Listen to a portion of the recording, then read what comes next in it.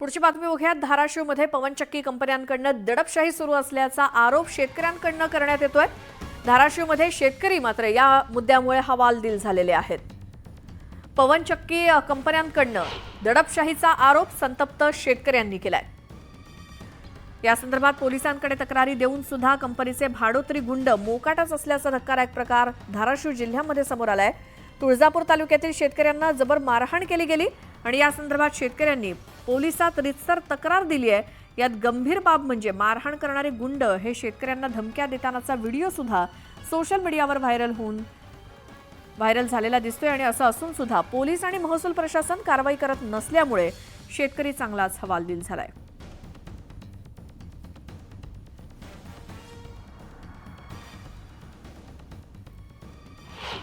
खूप परिस्थिती गरीब आहे। त्याच्यानंतर तुळजापूर पोलीस स्टेशनचे अधिकारी यांनी त्याला बोलून घेतलं, चेक घे आणि त्यांना काम करू दे असं त्याला दम दिला। दम दिल्यानंतर काम सुरू झालं। काम त्यानं चेक बाउन्स झाल्यामुळे आडवायला गेला, त्याला मारहाण केली, त्याच्या डोक्याला दुखापत लागली। त्याचे फोटो आहेत, त्यानं ॲडमिट धाराशिव सिव्हिलला ॲडमिट झाला। त्याला तिथं कोणीही विचारायला गेलं नाही आणि कोणीही काय केलं नाही। JSW ही कंपनी पोलीस प्रशासन, महसूल आणि काही लोकांना हाताशी धरून शेतकऱ्यावर अन्याय करत आहे आणि गुंडगिरी करत आहे।